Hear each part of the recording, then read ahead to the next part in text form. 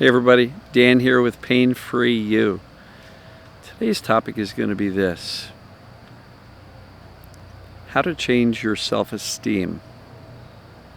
So I'll get to that in a minute.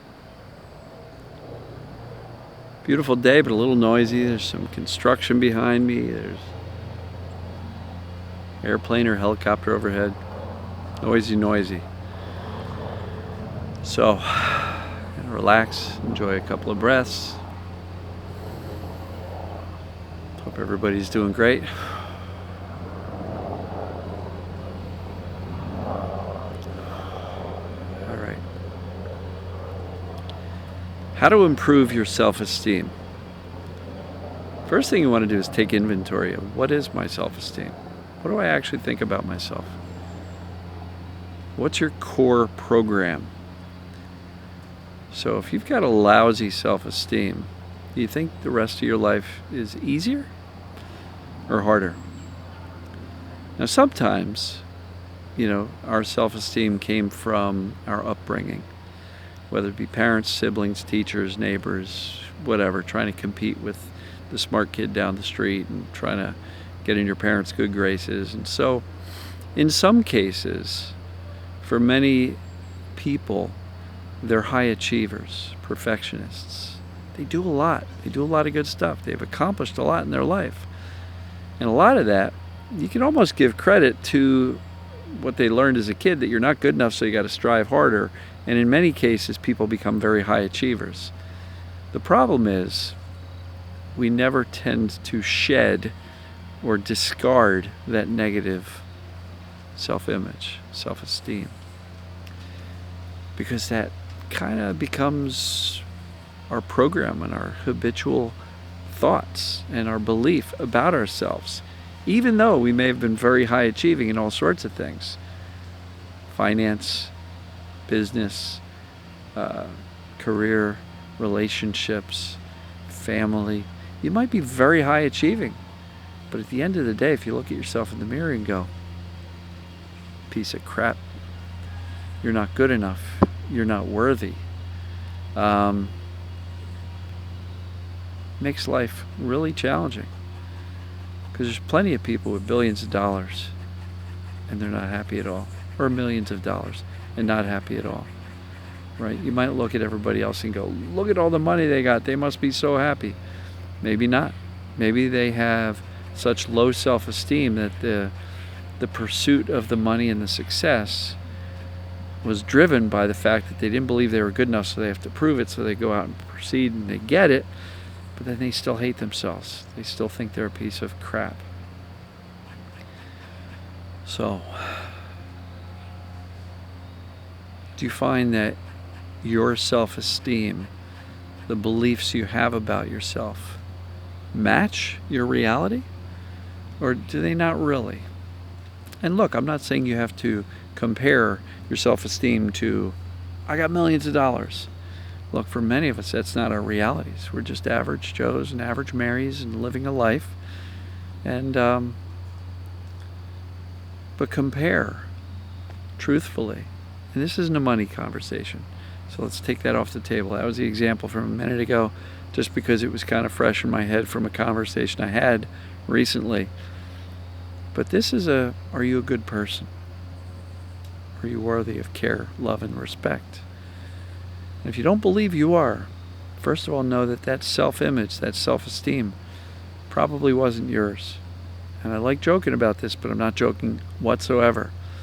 You ever meet a kid, 2 years old, who was raised in a non-abusive home? You ever meet a 2-year-old raised in a pretty stable environment who's got a self-esteem problem? Nope. They love themselves. They're Superman. They're Wonder Woman. I'm amazing. Look at me. I'm 2 years old and I'm amazing. I'm the center of the universe. So how do we get to be older and later in life and feel like crap about ourselves? In my opinion, a lot of the negative self-esteem, self-image stuff was given to us. It was an unwanted gift given to us by other people. It may have been just trying to get you to do better in school, but they made you feel like shit. And as a result, you took on that belief that I am a piece of shit. Excuse my language. Sorry. But you see how these self-image things, it's not your fault. It was given to you. Guess what? As an adult, you get to give it back. Now that doesn't mean you got to find the person who made you feel crappy and say, screw you, here's your negative self-esteem. But you can put it down at minimum. So how do you actually change your self-image? I think it all comes down to this: a decision. A decision to look at the facts. A decision to say, I'm not going to beat myself up anymore.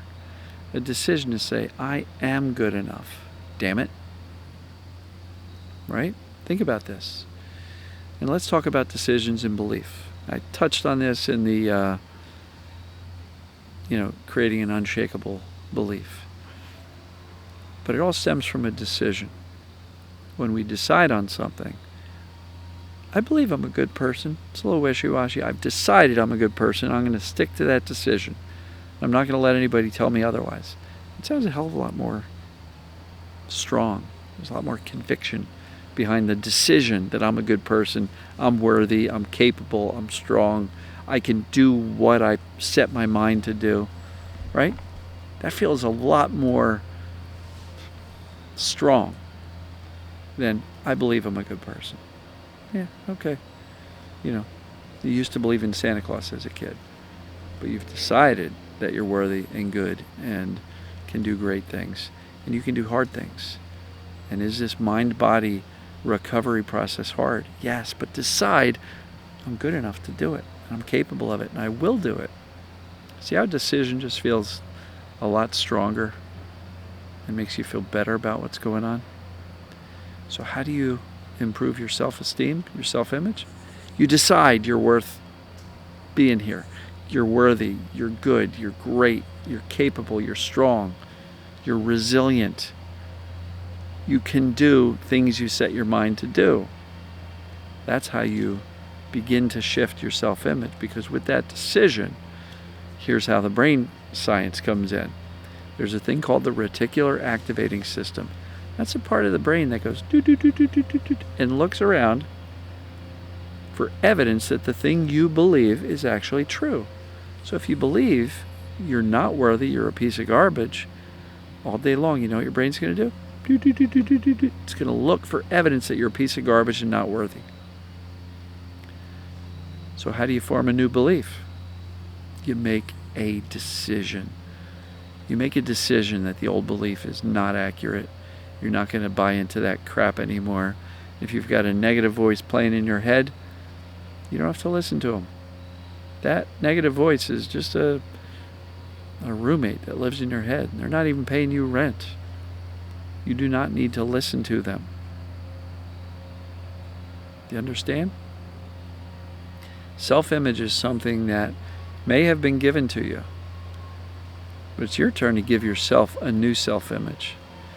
And that must, in my opinion, must start with belief and a commitment to yourself to not listen to that negative Nelly voice in your head. Not listen to that crap that says you're not good enough, you can't do this, you can't do this, it's too hard, you can't do it. Yes, you can. Make a decision that you can. Make that your dominant thought, because that decision will turn into a belief. And then you know what your brain's going to do? It's going to look for evidence that this new belief that I'm a good person is actually true. The brain works the way the brain works. It seeks to prove, by looking out for evidence, that the thing you believe is actually true.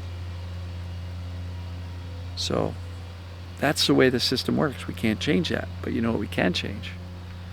The belief that we're feeding into it. And where do we come up with the belief? It stems from a decision that I am this way. I am a good person. I'm capable, strong. I've had to make a decision that I'm a good writer. I'm an author. And I'm capable of writing a fantastic book. And that's what I'm in the middle of doing. But I have some old self-esteem stuff coming along that goes, no you can't, no you can't. Oh, this book's not coming out good. I have to make that decision and stick with it and remind myself of it. And have my dominant thought be, yes, you can, Dan. you're capable, you will do this, it's going to turn out great. That's a real tiny, real life example of how a decision can lead to a belief. And now the brain is going to seek to prove that that belief is accurate. I hope that makes sense. So, I'm going to wrap this one up here.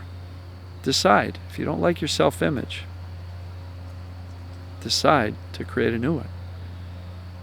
And I just explained how. So, I love you all. You are good enough. You are capable. You can do this. You can do hard things. And even though this may not be easy, you can do it because you're capable and you're an awesome person. I love you, and I will see you tomorrow. Take care.